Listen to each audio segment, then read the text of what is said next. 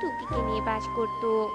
টুনি জঙ্গলে জঙ্গলে কাঠ কুড়িয়ে সেগুলো বাজারে বিক্রি করে কোনো রকমে সংসার চালাতো। একদিন টুনি বনে কাঠ কুড়াতে যায়।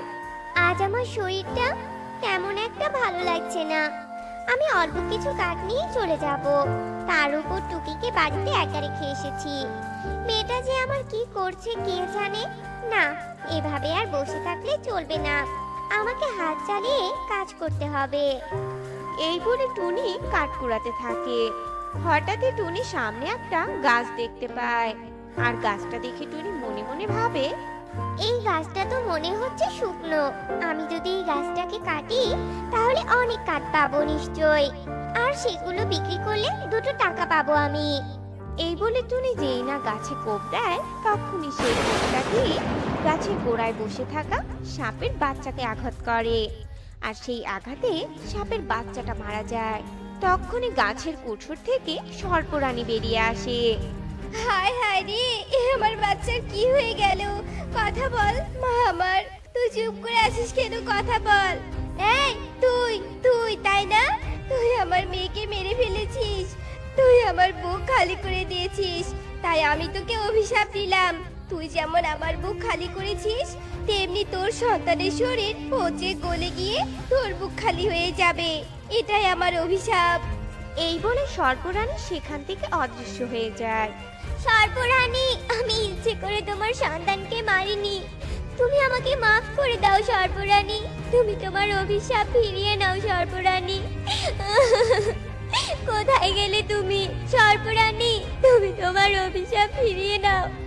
এই অভিশাপ তুমি দিও না সর্পরানী। টুনি এসব বলে কান্না করতে থাকে। এরপর টুনি চোখের জল মুছে উড়ে উড়ে বাড়ি ফিরে আসে। আর এসে দেখে সর্বরানীর অভিশাপে টুকির পুরো শরীর পচে দুর্গন্ধ বেরিয়েছে। মা টুকি, এ তোর কি হয়ে গেল মা? হায় ঈশ্বর, তুমি আমাকে এভাবে বিনা অপরাধে শাস্তি কেন দিলে? টুনির চিৎকার করে কান্নার আওয়াজ শুনে জঙ্গলের সবাই টুনির বাড়িতে এসে হাজির হয়। আর টুনির কান্নার কারণ জানতে চাইলে টুনি সবাইকে সব ঘটনা বলে। সব শুনে সবার মাঝে থাকা এক বৃদ্ধা বলে ওঠে, কাঁদিস না বাছা, আমার কথা শোন। আমার কথা শুনলে তোর মেয়েকে অভিশাপ থেকে মুক্ত করতে পারবি। একমাত্র পরিরাজ্যের পরিমাতাই তোর কন্যাকে অভিশাপ মুক্ত করতে পারে। তোকে তোর কন্যাকে নিয়ে পরিরাজ্যে যেতে হবে রে। কিন্তু ওই পরিরাজ্যে আমি কি করে যাব? পরিরাজ্য তো আকাশে অবস্থিত, কিন্তু এত উঁচুতে উড়ে উড়ে ওঠার মতো ক্ষমতা তো আমার নেই, কারণ আমি সাধারণ একটা পাখি মাত্র। বুড়িমা, তুমি বলো না কি করে পরিরাজ্যে যেতে পারবো আমি? শোন তবে, বাঁশের ভেলায় তোর কন্যাকে ভাসাতে হবে। এরপর 7 সাগর 13 নদী পাড়ি দিয়ে সামনে একটা ঝর্ণা ঊর্ধ্বমুখী নদী পাবি। সেই নদীর স্রোত স্বাভাবিকভাবে না গিয়ে উপরের দিকে যাচ্ছে। ওটা দিয়ে পরীরা পৃথিবীতে আসা যাওয়া করে। তুই তোর মেয়েকে নিয়ে যদি ওই ঊর্ধ্বমুখী নদীর স্রোতে যেতে পারিস, তবেই পরিরাজ্য খুঁজে পাবি। ঠিক আছে বুড়িমা, তোমাকে অনেক ধন্যবাদ। যেভাবেই হোক না কেন, আমি আমার মেয়েকে সুস্থ করে ফিরিয়ে আনবই। এরপর টুনি তার মেয়েকে বাঁশের ভেলায় তুলে নেয়। এরপর টুনিও বাঁশের ভেলায় উঠে পড়ে। আর এরপর বাঁশের ভেলায় করে টুনি তার কন্যাকে নিয়ে যেতে থাকে। টুনি অনেক কষ্টে বাঁশের ভেলায় করে তার মেয়েকে নিয়ে এক অজানা পথে রওনা দেয়। টুনি জানেও না কি আছে তার সামনে, আদৌ কি তার মেয়ে ভালো হবে কিনা। মা টুকি, তুই ভয় পাস না মা, আমি আছি তোর সাথে। তোকে যে আমি আমার জীবনের মূল্যে হলেও বাঁচাবো রে মা, তুই একদম ভয় পাস না। টুনি তার মেয়েকে দেখে সব সময় কাঁদছিল। আর কাঁদতে কাঁদতে তারা এগিয়ে যাচ্ছিল সামনের দিকে। এভাবে যেতে যেতে টুনি বাঁশের ভেলা 7 নদী পাড়ি দেয়। আর হঠাৎই নদীতে প্রবল বেগে ঢেউ ওঠে। তীব্র বাতাস বইতে থাকে। চারিদিকে বজ্রপাত হতে থাকে। এমনকি ওপর থেকে বৃষ্টিও পড়ছিল। হায় ঈশ্বর, তুমি এটা কি করলে? একেই তো আমি অনেক বিপদে আছি, তার উপর তুমি আরো বিপদ দিলে। তুমি তোমার এই ঝড় থামিয়ে নাও ঈশ্বর। টুনি চিৎকার করে কাঁদতে থাকে। কিন্তু তবুও ঝড় থামে না। এইদিকে টুকি ভিজে কাক ভেজা হয়ে যায়। টুকির শরীর থেকে আরো গন্ধ বের হতে থাকে। এভাবে যদি মেয়েটা বৃষ্টির জলে ভিজতে থাকে তাহলে ঠান্ডাতেও মরে যাবে। একেই তো ওর পুরো শরীর ক্ষত হয়ে গেছে, তার উপর গন্ধ বের হয়েছে। এখন আমি কি করি? আমি বরং ভেলাটা একটু কিনারে নেই। আর ওই তো কলা গাছ দেখা যাচ্ছে, কলা গাছ থেকে পাতা এনে আমি আমার টুকিকে ঢেকে দিব। তাহলে বৃষ্টির জলে আমার টুকির কিছুই হবে না। এরপর টুনি ভেলাটা নদীর কিনারে নিয়ে আসে আর কলা গাছ থেকে একটা পাতা এনে টুকির উপরে দেয়, যাতে টুকির উপর বৃষ্টির জল না পড়ে। এরপর টুনি আবার মেয়েকে নিয়ে ভেলায় করে সামনের দিকে যেতে থাকে। এরপর বেশ কিছুক্ষণ কেটে যায়। নদী পেরিয়ে এবার সে সমুদ্র পাড়ি দেয়। 7 সমুদ্র 13 নদী পাড়ি দিয়ে ফেললাম, এবার তো তুমি আমার সহায় হও। এই বলে টুনি আবার যাত্রা শুরু করে আর সামনের দিকে কাঁদতে কাঁদতে অসুস্থ মেয়েকে নিয়ে এগোতে থাকে। যেতে যেতে হঠাৎ টুনি সামনে তাকাতেই দেখতে পায় ওই তো ঝর্ণার ন্যায় ঊর্ধ্বমুখী স্রোতের নদী দেখা যাচ্ছে। মা টুকি, তুই সুস্থ হতে আর বেশি সময় বাকি নেই রে মা। এরপর টুনি সেই বাঁশের ভেলা নিয়ে তার মেয়ের সঙ্গ ওই ঝর্ণার ন্যায় ঊর্ধ্বমুখী স্রোতে উপরের দিকে যেতে থাকে। আর উপরের দিকে যেতে যেতে বাঁশের ভেলা প্রায় পরী রাজ্যের কাছাকাছি চলে আসে। অবশেষে ভেলা এসে ঠেকে পড়ে পরী রাজ্যের দ্বারে। কিন্তু এখানে এসেও যেন তাদের পড়তে হয় আরেক বিপাকে। পরী রাজ্যের দ্বারের প্রহরীরা টুনিকে আটকে রাখে। দয়া করে তোমরা আমাকে রানীমায়ের কাছে যেতে দাও, আমাকে ভিতরে ঢুকতে দাও। রানীর সাথে যে আমাকে দেখা করতেই হবে। তোমাদের ভিতরে ঢুকতে দেওয়া হবে না, কারণ নিশ্চয়ই তোমরা শত্রুপক্ষের লোক। আমাদের রাজ্যে তোমরা ছদ্মবেশে ঢুকতে চাচ্ছ। না না না প্রহরী দাদা, আপনি আমাকে ভুল বুঝছেন। আমি কোনো ঘাতক নই, আমি শুধু আমার মেয়েটাকে বাঁচানোর জন্য এখানে এসেছি। দয়া করে আপনি আমাদের ভিতরে যেতে দিন। প্রহরীরা টুনির কথা কোনোভাবেই বিশ্বাস করে না। এইদিকে টুনি চিৎকার করে পরিরানীকে ডাকতে থাকে। টুনির চিৎকার শুনে পরিরানী স্বয়ং এসে পরিরাজ্যের দ্বারে হাজির হয়। কি হয়েছে প্রহরী? এখানে এত গোলযোগ কেন? আর এই পাখিটাই বা কে? রানীমা, ইনি অন্দর মহলে প্রবেশ করে আপনার সাথে সাক্ষাৎ করতে চাচ্ছিল। আমরা একে শত্রুপক্ষের ঘাতক মনে করে আটকে রেখেছি, তার জন্যই এখানে এত গোলযোগ হচ্ছিল রানীমা। আচ্ছা ঠিক আছে, আসতে দাও ওকে। রানীর কথা মতো প্রহরীরা টুনিকে ভিতরে যেতে দেয়। ভিতরে ঢুকে টুনি পরীকে তাদের সাথে ঘটে যাওয়া সব ঘটনা বলে। সব শুনে পরীর রানী বলে, সর্পরানী তোমার সাথে অন্যায় করেছে। সন্তান হারানোর শোকে সে পাগল হয়ে গেছিল। তবে তুমি কোনো চিন্তা করো না, তুমি যখন 7 সাগর 13 নদী পার হয়ে আমার কাছে এসেছো, তাই আমি তোমার মেয়েকে সুস্থ করে দিচ্ছি। এই বলে পরী রানী তার জাদু শক্তি দিয়ে টুকিকে সুস্থ করে দেয়। পরিরানী মা, আপনি আমার অনেক বড় উপকার করলেন। আমি আপনার কাছে চিরকৃতজ্ঞ হয়ে থাকবো রানীমা। আচ্ছা বেশ, আর এই নাও জাদুই ফুল। তুমি এই ফুল ঝাঁকালেই এখান থেকে সোনা পাবে, আর সেই সোনা বিক্রি করে তুমি তোমার সংসার চালাবে। এরপর টুনি পরী রানীর কাছ থেকে জাদুই ফুল নেয় আর পরী রানীকে বিদায় নিয়ে টুকিকে নিয়ে জঙ্গলে ফিরে আসে। এরপর থেকে টুনি জাদুই ফুলের সোনা বিক্রি করে টুকিকে নিয়ে অনেক সুখে দিন কাটাতে থাকে। বৃন্দাবন জঙ্গলে স্বামীহারা এক টুনি তার মেয়ে টুকিকে নিয়ে বসবাস করত। টুনি অনেক গরিব ছিল, অন্যের বাড়িতে কাজ করে কোনো রকমে দুবেলা দুমুঠো খেয়ে বেঁচেছিল। এরপর একদিন সকালে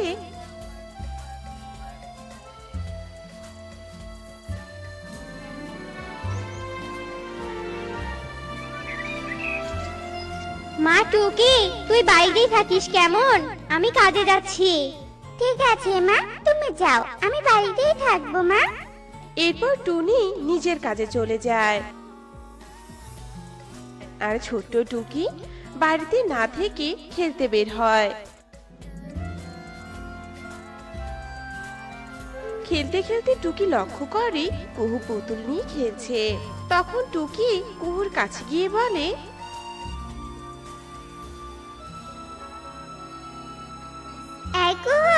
তোর পুতুলটা তো অনেক সুন্দর, আমাকে একটু দিবি? না, আমার পুতুল আমি তোকে কেন দিব? হ্যাঁ, এটা আমার বাবা আমাকে জন্মদিনের দিনে উপহার দিয়েছে। এই পুতুলটার কত দাম সেটা কি তুই জানিস? আর আমিও হয়েছি তোর মতো ছোট লোক, আবার দাম বুঝবে কি করে?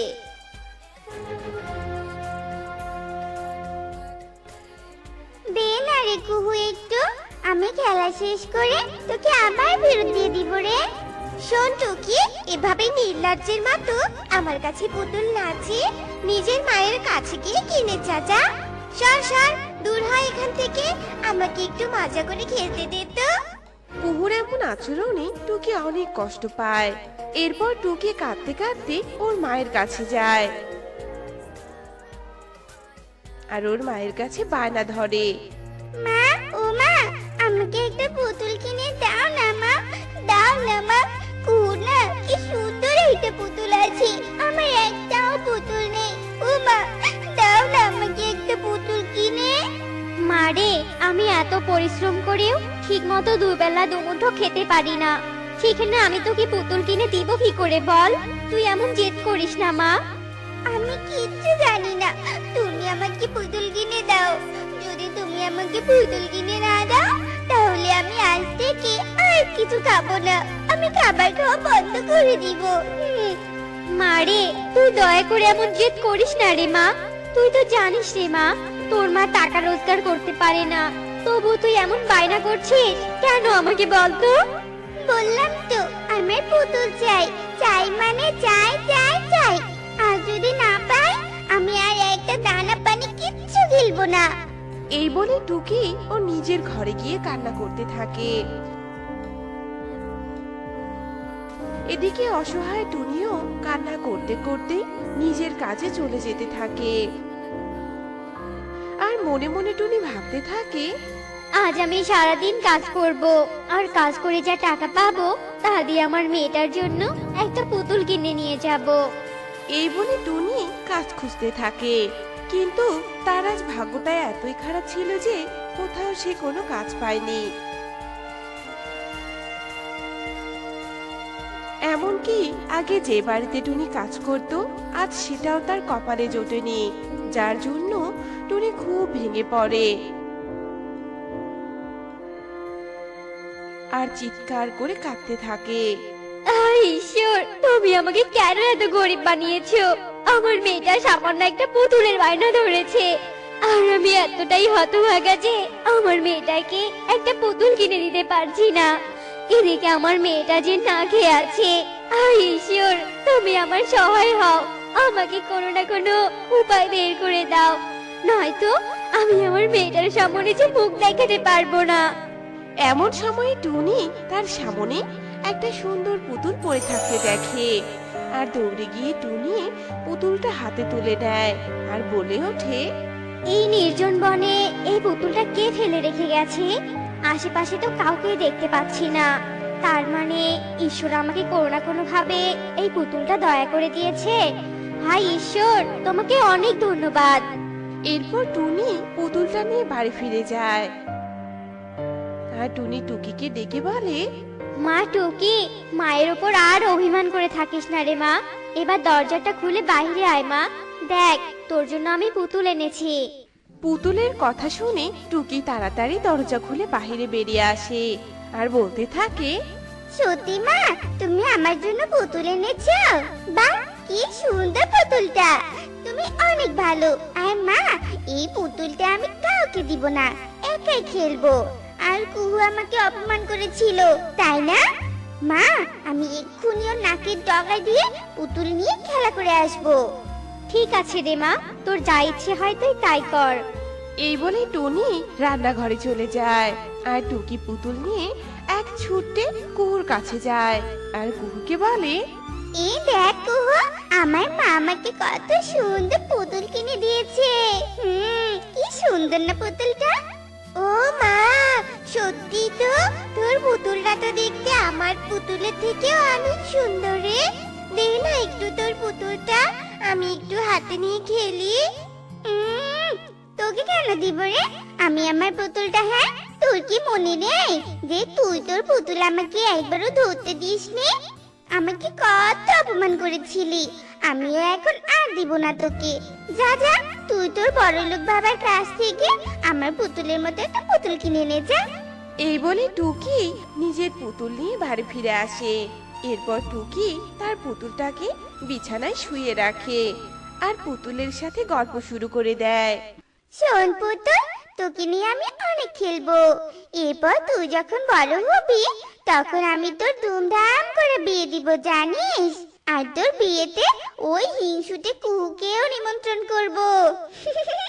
ওমি শোনো, তুমি যে আমাকে বিয়ে দিতে পারবে না গো? একে পুতুল, তুই কথা বলতে পারিস? হ্যাঁ পারি তো, আমি কথা বলতে পারি, গান গাইতে পারি, খেতে পারি, আবার কাউকে শাস্তিও দিতে পারি, তুমি জানো? তাই বুঝি? তুই এখানেই থাক কেমন? আমি এক্ষুনি মাকে তোর কথা বলে আসছি।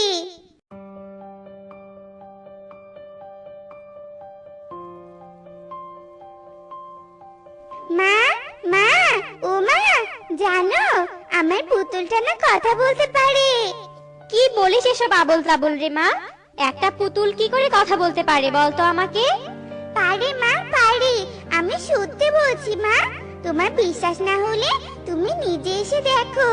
সত্যি পুতুল কথা বলছে।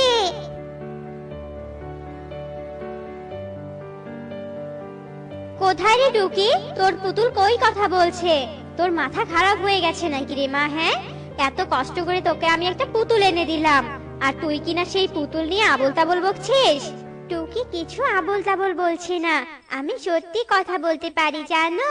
আর আমি কোনো পুতুল নই, আমি হলাম নীলপরি, এক শয়তান তান্ত্রিক।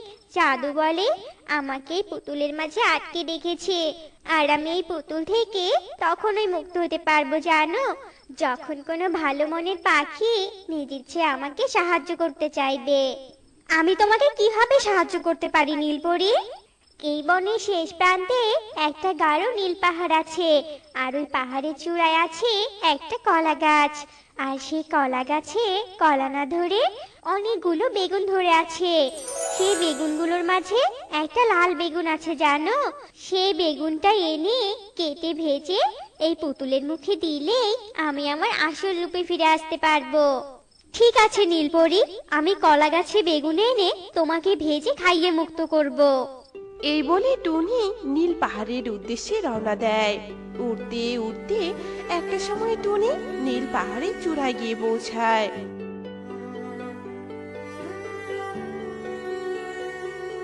এরপর সামনে টুনি পরীর বলা কথা মতো কলা গাছকে দেখতে পায়। এরপর যেই না টুনি গাছের সামনে যায়, অমনি এক অদৃশ্য মায়াশক্তি টুনিকে ধাক্কা মেরে ফেলে দেয়। এ কি হলো? আমি কলা গাছের কাছে কেন যেতে পারছি না? এমন সময় একটা গায়েবী আওয়াজ ভেসে আসতে থাকে। এখানে মায়াবলয় আছে। এই মায়াবলয় শুধুমাত্র সেই পার হতে পারবে যে আমার একটা প্রশ্নের উত্তর দিতে পারবে, বুঝেছো? ও, বলো কি প্রশ্ন? আমি এক্ষুনি উত্তর দিচ্ছি। আরে বাহ, তোমার সাহস দেখি আমি মুগ্ধ হলাম পাখি। শোনো তবে আমার প্রশ্নটা শোনো। এমন কোন জল আছে যেটা চাইলে খাওয়া যায় না কিন্তু অনেক পরিষ্কার? বলো তো সেটা কি? চোখের জল, কারণ চোখের জল যতই পরিষ্কার হোক না কেন সেটা খাওয়ার উপযোগী নয়। তুমি একদম সঠিক উত্তর দিয়েছো পাখি। সত্যি তুমি শুধু সাহসী নও, সাথে সাথে তুমি অনেক বুদ্ধিমতীও। নাও, এখন তোমার যত ইচ্ছে কলা গাছে বেগুন নাও। এই বলে গায়েবী আওয়াজ থেমে যায় আর টুনি কলা গাছের লাল বেগুন নিয়ে বাড়ি ফিরে আসে।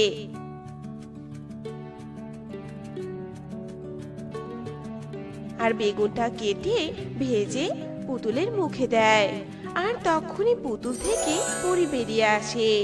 তোমাকে অনেক ধন্যবাদ টুনি, তুমি আমার জীবন বাঁচালে। তার বিনিময়ে আমি তোমাকে কিছু মায়াবী সোনার মোহর দিচ্ছি। তুমি এগুলো বিক্রি করে তোমার এই অভাব মোচন করতে পারবে। আর হ্যাঁ, তোমার এই সোনার মোহর যতই বিক্রি করবে ততই বৃদ্ধি পাবে, কখনোই ফোরাবে না। এরপর টুনি পরীকে ধন্যবাদ জানায় আর পরি সেখান থেকে অদৃশ্য হয়ে যায়। এরপর থেকে টুনি পরীর দেওয়া সোনার মোহর বিক্রি করে অনেক বড়লোক হয়। আর টুনি তার মেয়েকে নিয়ে অনেক সুখে দিন কাটাতে থাকে। ফুলঝুরি বনে এক ধনী টোনা তার স্ত্রী টুনিকে নিয়ে বাস করত। তাদের কোনো সন্তান ছিল না। একদিন কি গো টোনা, আজ কাজে যাবে না? এভাবে বাসায় বসে আছো কেন? কাজে গিয়ে কি করব বলো? কার জন্য এত সম্পদের পাহাড় করছি আমি? টুনি, বলতে পারো কেন ঈশ্বর আমাদের সন্তান দিল না? কি ক্ষতি করেছিলাম আমরা? হ্যাঁ গো টোনা, আমার না খুব মা ডাক শুনতে ইচ্ছে করে, কিন্তু ঈশ্বরের যেটা ভালো মনে হয় ঈশ্বর তো তাই করে।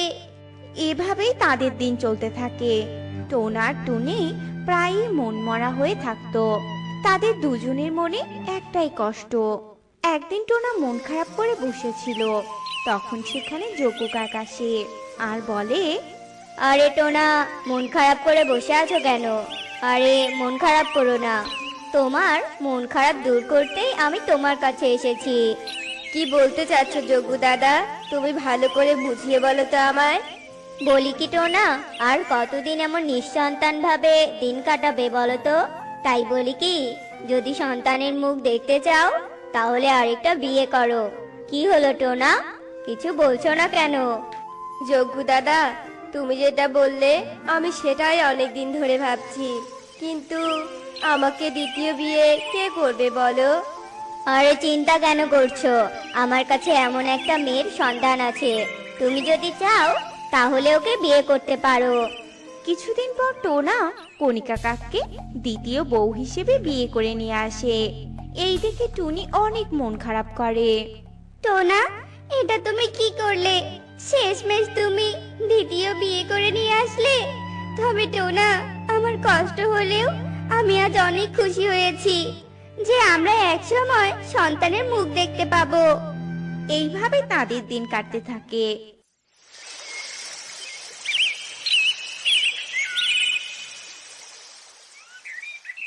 কণিকা সারা দিন বসে থাকতো, একটা কাজও করতো না। অন্যদিকে টুনি বাড়ির সমস্ত কাজ করত। এই দেখে টুনি একদিন কণিকাকে বলে, কণিকা বোন, সারাদিন বসে না থেকে আমার কাজে একটু সাহায্য করতে পারো তো? সারাদিন বসে থাকলে তুমি অসুস্থ হয়ে যাবে।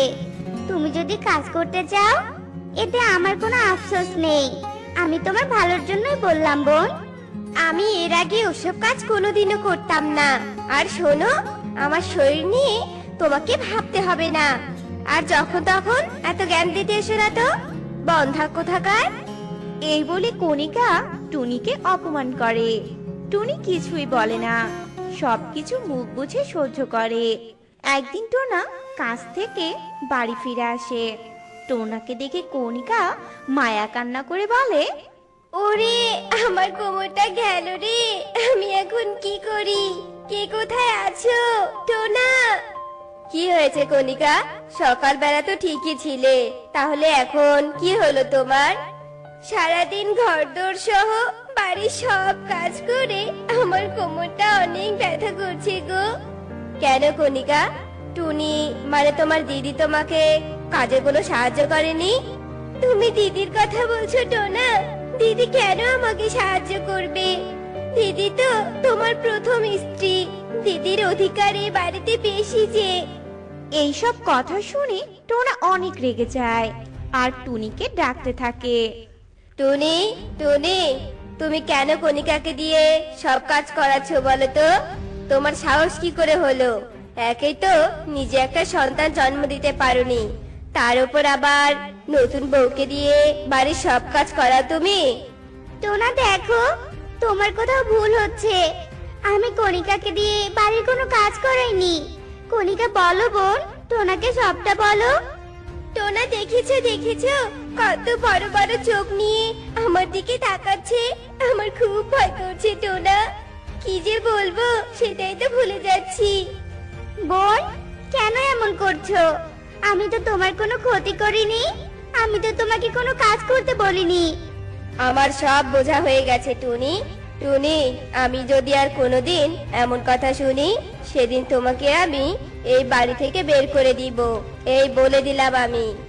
কণিকা যেন টোনার মুখে এই কথারই অপেক্ষা করছিল, কারণ কণিকার টোনার সম্পদের উপর লোভ ছিল।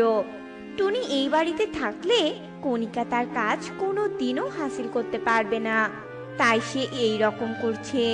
টুনি টোনাকে অনেক বোঝাতে চেষ্টা করে, কিন্তু টোনা কিছুই শোনে না। এইভাবে আরো বেশ কিছুদিন কেটে যায়। একদিন কণিকা রান্নাঘরে তেল ফেলে দেয়, আর ওই তেলের ওপর নিজেই পিছলে পড়ে যায়। ওরে বাবা রে, মরে গেলাম রে। দিদি, তুমি আমাকে কেন ধাক্কা দিয়ে ফেলে দিলে?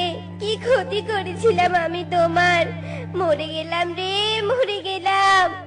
টুনি তখন রান্নাঘরেই ছিল। এ কি বোন, তুমি পড়ে গেলে কিভাবে? আর এসব কি বলছো তুমি? আমি কেন তোমাকে ধাক্কা দিব? আমি তো তোমাকে ধাক্কা দেইনি। ওদের দুজনের চিৎকার শুনে টোনা ওখানে আসে। কি ব্যাপার কণিকা, তোমার কি হয়েছে? তুমি মাটিতে ওভাবে পড়ে আছো কেন, বলো? টোনা, আমি এই বাড়িতে থাকবো না টোনা। তোমার বড় বউ আমাকে মেরে ফেলবে। দেখো, ও আমাকে ধাক্কা মেরে ফেলে দিয়েছে। আমাকে বাঁচাও টোনা, ও যে আমায় মেরেই ফেলবে। টুনি, তুমি আবারও কণিকাকে অত্যাচার করছো? বেরিয়ে যাও এক্ষুনি বলছি আমার বাড়ি থেকে। এই বলে টোনা টুনির কোনো কথা না শুনে ওকে বাড়ি থেকে বের করে দেয়। টুনি কান্না করতে করতে চলে যায়। এইভাবে তাদের দিন চলতে থাকে। একদিন কণিকা টোনাকে কিছু কাজ দিয়ে বলে, টোনা, তুমি যে আমাদের বিয়ের সময় যজ্ঞকাকে উপহার স্বরূপ কিছু দিতে চেয়েছিলে, সেটা এইটা। তুমি শুধু এতে তোমার একটা স্বাক্ষর করে দাও। টোনা দলিলগুলো হাতে নিয়ে না দেখে স্বাক্ষর করে দেয়। আসলে ওই দলিলগুলো টোনার সব সম্পত্তির ছিল। টোনার সব সম্পত্তি কণিকা নিজের নামে নিয়ে টোনাকে বাড়ি থেকে বের করে দেয়। কণিকা, আমি তোমাকে চিনতে ভুল করেছি। তুমি এত নিচ মনের পাখি, ঈশ্বর তোমাকে কোনো দিনও ক্ষমা করবে না। টোনা বাড়ি থেকে বেরিয়ে চিন্তায় হার্ট অ্যাটাক করে। বনের সবাই তার এই অবস্থা দেখে টোনাকে হাসপাতালে নিয়ে যায়। টোনার অসুস্থতার কথা শুনে টুনি টোনাকে হাসপাতালে দেখতে আসে। টোনা, কি করে তোমার এসব হলো? বলো, আমাকে বলো টোনা। এরপর টোনা টুনিকে সব ঘটনা খুলে বলে। টুনি, আমি অনেক বড় ভুল করেছি টুনি, আর আমি আমার ভুলটা বুঝতে পেরেছি। তুমি আমাকে ক্ষমা করে দাও। এই ব্যাপার টোনা, তুমি চিন্তা করো না, আমি কণিকাকে শাস্তি দিয়ে ছাড়বো। চলো টোনা, বাড়িতে চলো। এরপর টোনা আর টুনি পুলিশকে নিয়ে বাড়িতে আসে। তোমরা বিনা দোষে আমাকে এইভাবে দোষারোপ করতে পারো না। কি প্রমাণ আছে তোমাদের কাছে? দেখাও তো। এই কথা শুনে টুনি একটা ক্যামেরা নিয়ে এসে পুলিশকে দেয়, আর পুলিশ সবটা দেখে কণিকাকে ধরে নিয়ে যায়, আর টোনার সব সম্পত্তি টোনাকে ফেরত দেয়। এরপর থেকে ওরা আগের মতো সুখে শান্তিতে দিন কাটাতে থাকে।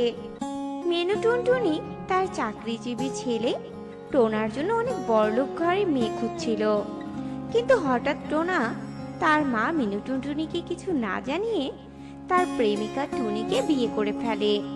এরপর টুনি টোনাকে নিয়ে তার বাবা রাজু টোনার কাছে আশীর্বাদ নিতে যায়। বাবা, আমি টোনাকে বিয়ে করেছি। তুমি আমাদের নতুন জীবনের জন্য আশীর্বাদ করো বাবা। আমরা তোমার আশীর্বাদ নিতে এসেছি।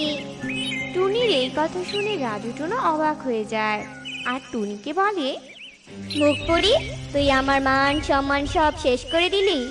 আমি তোকে এই টোনার থেকে অনেক বড়লোক ঘরে বিয়ে দিতাম। তুই আমার সব আশা নষ্ট করে দিলি। বেরিয়ে যা, বেরিয়ে যা আমার বাড়ি থেকে। কখনো আমার সামনে আসবি না, আমার বাড়িতে পাও দিবি না। এ কথা বলে টুনি ও টোনাকে রাজু টোনা কিছুতেই মেনে নেয় না, আর বাড়ি থেকে বের করে দেয়। টুনির বাবার এমন আচরণ দেখে টুনি খুব কষ্ট পায়, আর টোনাকে বলে, টোনা, আমার বাবা তো আমাদের কিছুতেই মেনে নিল না। তোমার মাও যদি আমাদের মেনে না নেয়, তবে আমরা কোথায় যাব টোনা? একদম তুমি চিন্তা করো না টুনি, আমার মা আমাদের ঠিক মেনে নিবে। চলো এখন আমরা মায়ের কাছে যাই। এই কথা বলে টোনা টুনিকে নিয়ে তার বাড়িতে যায় আর মিনু টুনটুনির সামনে গিয়ে দাঁড়ায়। এরপর টোনা মিনু টুনটুনিকে বলে, মা, ও মা, দেখো আমি তোমার বৌমাকে নিয়ে এসেছি। আমাদের ঘরে তুলে নাও মা, এত তাড়াতাড়ি বিয়েটা হয়ে গেল, তোমাকে কিছুই জানাতে পারিনি মা, তুমি এ নিয়ে রাগ করো না। মিনু টুনটুনি টোনার এই কথা শুনে ভীষণ রেগে যায় আর বলে, হায় হায় রে, এটা তুই কি করলি টোনা? তোকে আমি কত বড়লোক ঘরে বিয়ে দিতাম, তুই কোন ভিখারির ঘরে মেয়েকে তুলে আনলি রে? শরীরে তো দেখছি একটা গহনাও নেই।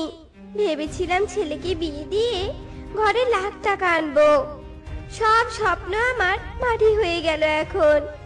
আর শোন বাবা, তুই যখন বিয়ে করে এনেছিস তবে কান খুলে শুনে রাখ, টাকা ছাড়া এই মেয়েকে আমি কখনো মেনে নিব না, এই বলে দিলাম আমি।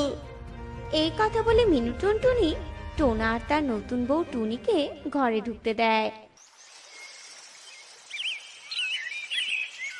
পরের দিন সকালবেলা হায় হায় রে, ছেলে আমার চাকরিতে চলে গেছে, আর এই নবাবজাদি এখনো ঘুম থেকে উঠেনি। এই নবাবজাদি তো সংসার আমার রসাতলে নিয়ে যাবে। ভেবেছিলাম ছেলেকে বিয়ে করিয়ে অনেক টাকা আনবো, সেই টাকা দিয়ে আমার জন্য অনেকগুলো কাজের লোক রাখবো। আমার মনের কোনো আশাই যে পূর্ণ হলো না, কপাল আমার, সব কপাল। মিনু টুনটুনির চিৎকার চেঁচামেচি শুনে টুনির ঘুম ভেঙে যায় আর তাড়াতাড়ি টুনি মিনু টুনটুনির ঘরের ভিতর চলে যায়। মিনু টুনটুনিকে বলে, মা, আমাকে ক্ষমা করে দিন, বেলা হয়ে গেছে, আমি বুঝতেই পারিনি। এক্ষুনি দাঁড়ান আপনি, আমি আপনার জন্য চা করে আনছি, রাগ করবেন না মা।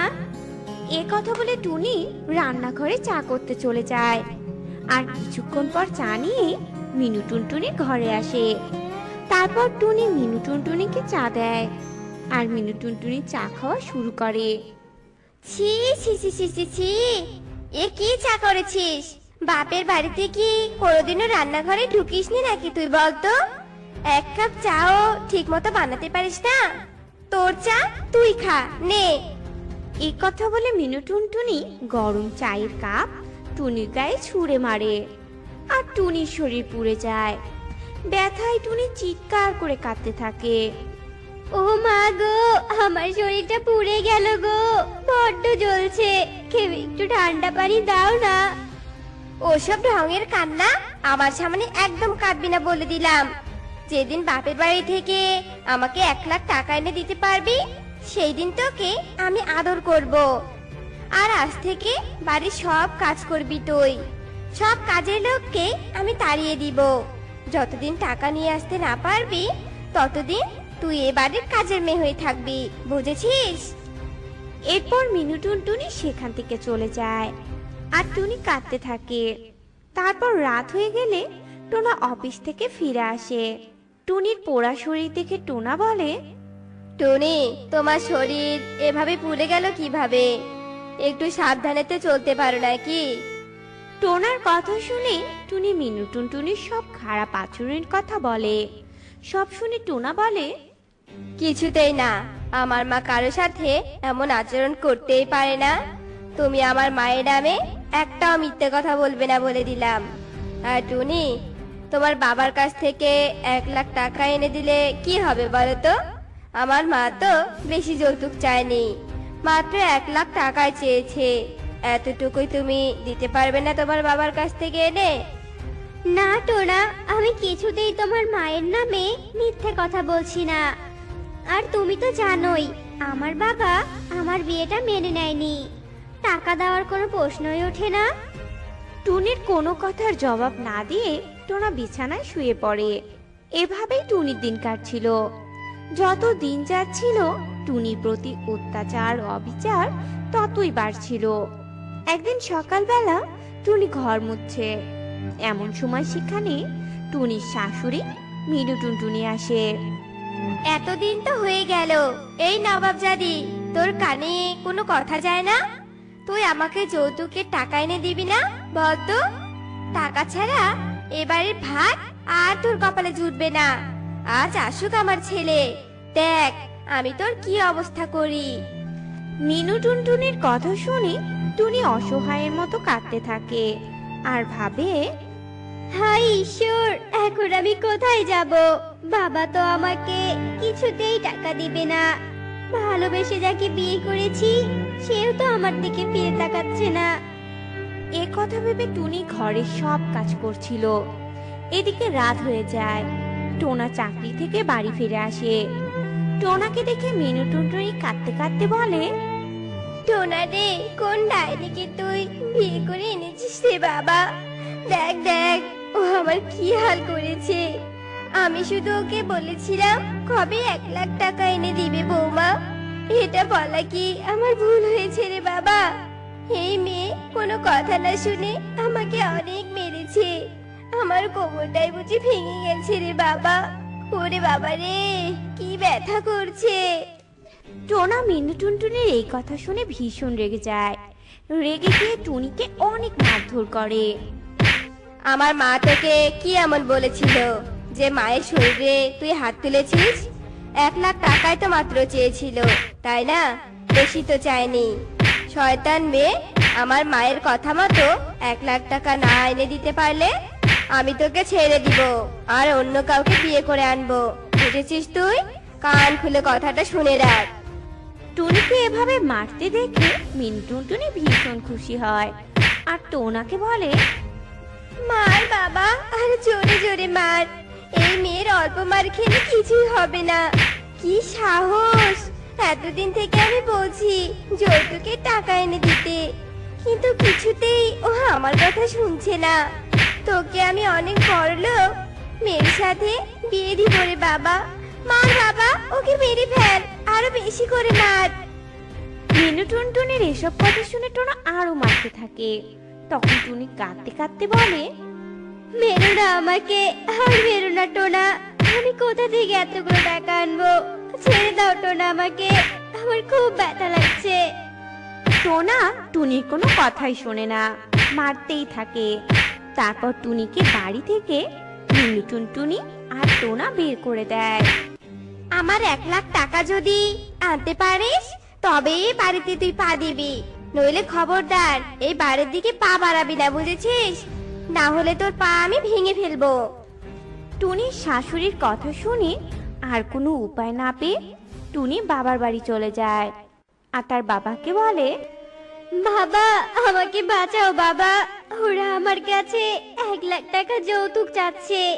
দেখো বাবা, আমাকে ওরা মেরে বাড়ি থেকে তাড়িয়ে দিয়েছে। বলেছে টাকা না পেলে কিছুতেই আমাকে সংসার করতে দিবে না। তুমি আমাকে টাকা দাও বাবা। কিছুতেই আমি তোকে টাকা দিব না। নিজে নিজে বিয়ে করার আগে আমাকে জানিয়েছিলি? তবে এখন কেন আমার কাছে এসেছিস? হতচ্ছাড়ি, সমাজে আমার মুখে চুনকালি দিয়েছিস তুই। চলে যা, চলে যা আমার বাড়ি থেকে, দূর হয়ে যা। টুনির বাবা রাজু টোনা টুনিকে বাড়ি থেকে তাড়িয়ে দেয়। টুনি উপায় না পেয়ে অসহায় ভাবে বনের মধ্যে ঘুরতে থাকে আর ভাবতে থাকে, হায় ঈশ্বর, এখন আমি কোথায় যাব? 1 লাখ টাকা না নিয়ে গেলে তো শাশুড়ি মা আমাকে কিছুতেই বাড়িতে উঠতে দিবে না। এদিকে বাবাও তো আমাকে কোনো সাহায্য করলো না। না, আমি আর ভেঙে পড়বো না। আমি শহরে চলে যাব। আমি সেখানেই নিজেই উপার্জন করে আমার বাকিটা জীবন কাটিয়ে দিব। আমি আর কার ওপর নির্ভরশীল হব না। আমি নিজেই আত্মনির্ভরশীল হব। এরপর টুনি তার কথা মতো শহরে চলে যায়। সেখানে সে কাজ করে উপার্জন করে আর সেই উপার্জন দিয়ে সে নিজে স্বাবলম্বী হয় আর বাকিটা জীবন সুখের শান্তিতেই দিন কাটাতে থাকে। বন্ধুরা, এই গল্প থেকে আমরা এটাই শিখতে পাই যে বিপদের সময় মরণকে বেছে না নিয়ে আমাদের আত্মনির্ভরশীল হওয়া উচিত। যতই আমাদের সামনে বিপদ আসুক না কেন, তা মোকাবেলার করা সাহস রাখতে হবে। তবেই আমরা জীবনে উন্নতি করতে পারবো। বন্ধুরা, আমাদের আজকের গল্পটি তোমাদের কাছে কেমন লেগেছে তা কমেন্টে জানাতে ভুলো না কিন্তু।